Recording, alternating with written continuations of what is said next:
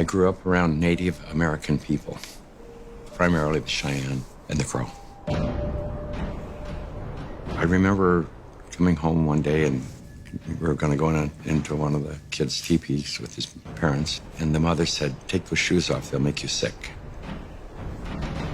It was just strange why she would say they would make you sick. Well, I wouldn't have had a clue at that time. In simple terms, grounding is literally putting your bare feet on the ground. When you do that, you're in contact with the earth, and Mother Earth is endowed with electrons. And these electrons are literally absorbed through your feet. It's like taking handfuls of antioxidants, but you're getting it through the feet.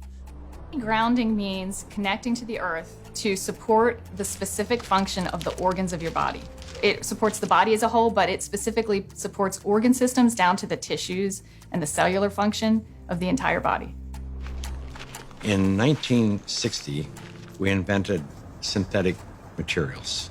The first thing we did was we put rubber sole, synthetic soles on the shoes. We started wearing sneakers. So it's the most common sense thing that we are organisms that live and grow and depend entirely on the earth while we're alive. And yet we have completely isolated ourselves from it. We're so disconnected that it becomes this weird thing if we actually slip our shoes off. 95% of people walk insulated on the earth. This was the single thing that happened that probably caused the proliferation of inflammation-related health disorders far and above anything else. This is so incredible. This is Nobel Prize material. I got involved in the cable industry in the early 60s. I first learned the need to ground cable signals as we were developing the industry. When you run a wire into the house, before you can go into the house, you have to ground the cable. I mean, you have miles of wire hanging up there in the air. If there's lightning in the air, it's going to hit the cable. And so what you want to do is create a path to ground for the lightning so that it doesn't enter the house or blow up the TV or create a fire. One day I was sitting at a computer and the computer kept crashing. I knew it was static electricity, so I put a piece of tape across my desk and grounded it. Then I realized in that process that the outlet wasn't grounded, so I fixed it so that I could get rid of the static electricity. And I didn't think too much about it. I walked outdoors and I sat on a bench. This tour bus pulled up, and it looked like they had just been to one of these outlet malls, and white Nike shoes were on sale. It just dawned on me. I asked the question, I said, I wonder if it's possible that humans are, we're no longer naturally grounded. I wonder if these shoes could be interfering with us. So that night, I went to the hardware store and I bought a roll of metal duct tape. And I just taped it across the bed. I threw a wire out the window and it had a ground rod outside. I connected to the ground rod on one side, connected to the metal duct tape that I had laid on the bed. So when I laid down on the duct tape, I was like grounded because it was connected to the earth. And I woke up the next morning and I thought, holy cow, there's something going on here, because normally for me to go to sleep, I had to take Advil. So I tried to find out what I could. The internet was hardly anything. This is back in '99. Went down to the University of Arizona into one of their medical libraries, and there was nothing. And in fact, I even tried to find the cause of chronic pain. The cause of MS was unknown. The cause of arthritis, unknown. They didn't know. Nobody knew. So I thought, well, I'll go out to LA. I'll go to UCLA and ask them. They pretty much laughed me off campus. They said, you expect us to believe that somebody's going to put a nail in the ground, tie a wire around somebody's toe, and it's going to make them sleep better? They said, get out of here. Go away. You're nuts. So I ended up having to put together my own study, and we grounded 60 people, and the reports that came in were unbelievable. TMJ disappeared, PMS disappeared, inflammation reduced, pain. Everybody slept better. Found an anesthesiologist in San Diego, and he says, I don't think there's anything to what you're doing. there's got to be an anomaly here, but I'll entertain you. He says, I will prove that you're wrong.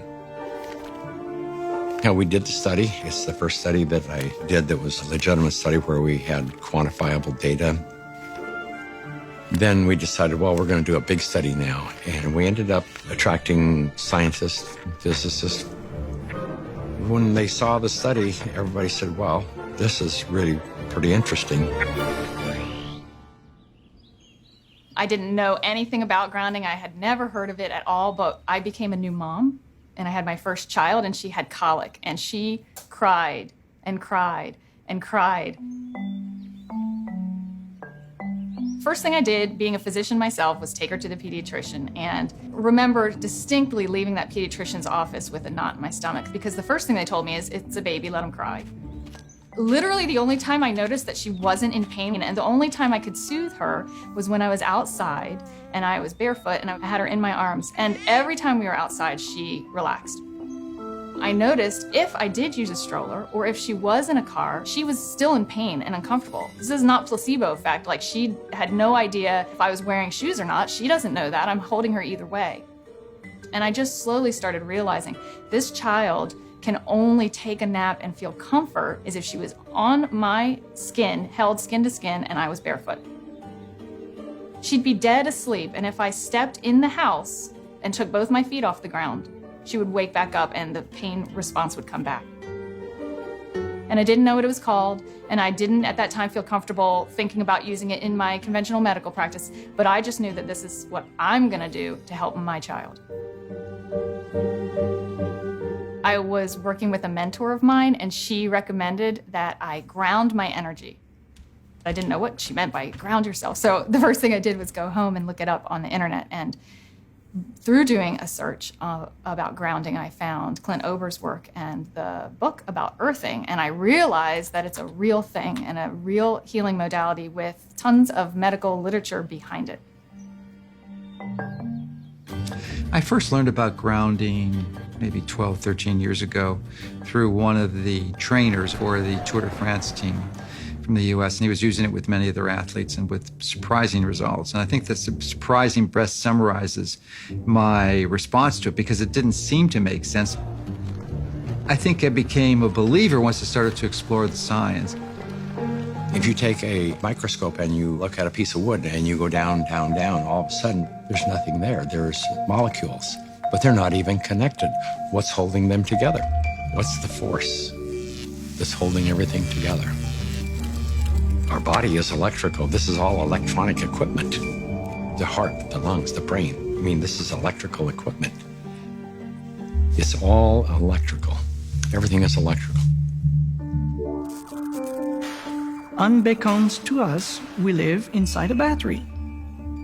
The surface of the Earth is charged negatively, and the ionosphere, which is a layer of the atmosphere about 60 miles up, which is ionized by the sun, meaning that the rays of the sun are so strong that they split the molecules into a positive charge and a negative charge.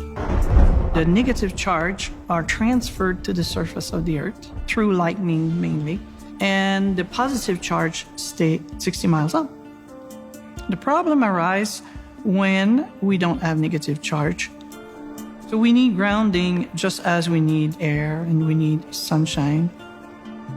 Stephen Sinatra, who was a cardiologist from back east, was attending a convention.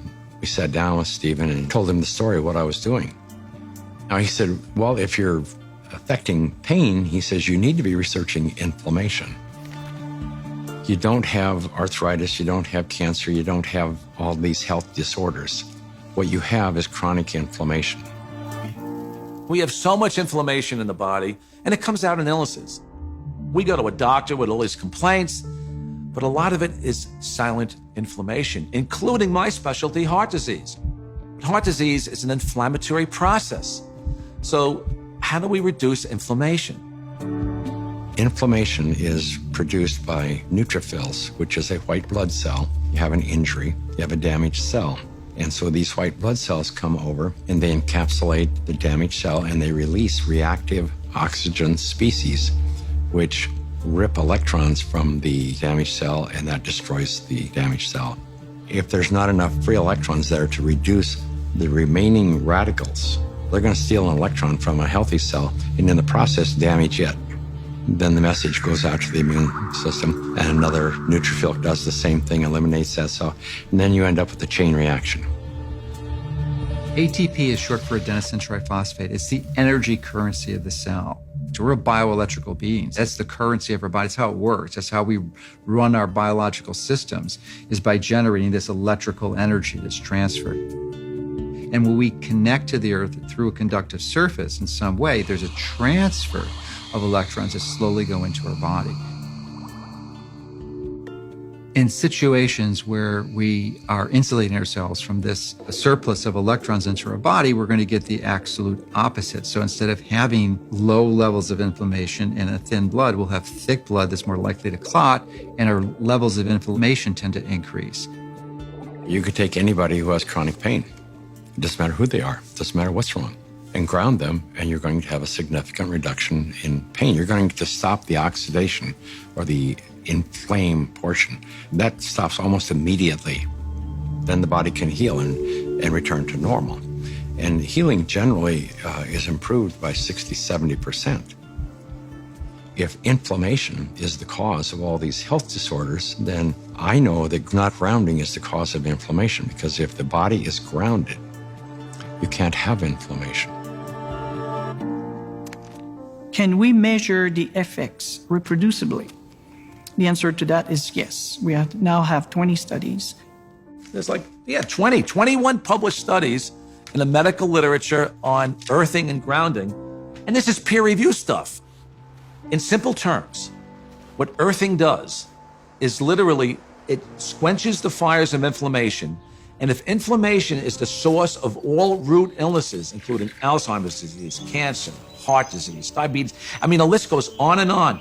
If you can impact inflammation and, squelch it, kill it, stop it, we're going to be healthier beings. So, why hasn't it caught on in mainstream? I can only say it will.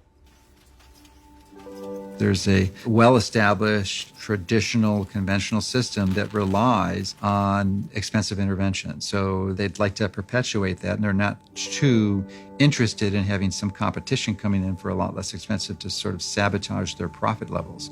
Because their goal isn't to help humanity. Their goal is really, as corporations, is increase their profit.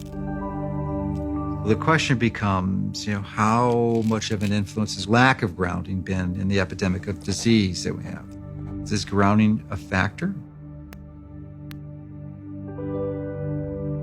The light switch went on, and I thought, we're doing things completely backwards here. A typical day for a child is completely ungrounded. Most children wake up sleeping on a bed that was not grounded in a house or a building or on a floor that was insulated from the earth. And then they go immediately into a classroom that's insulated. And even on recess, in the recess period, they go outside and are literally fenced in and are paved with asphalt. And then they have after-school activities, which are either indoors or if they're outdoors, they are literally required to wear protective gear. Even if they're exercising for 2 hours after school, 100% disconnected from the earth.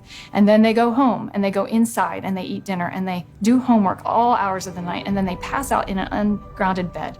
So that's a 24-hour period of time completely ungrounded, and that goes on day after day after day.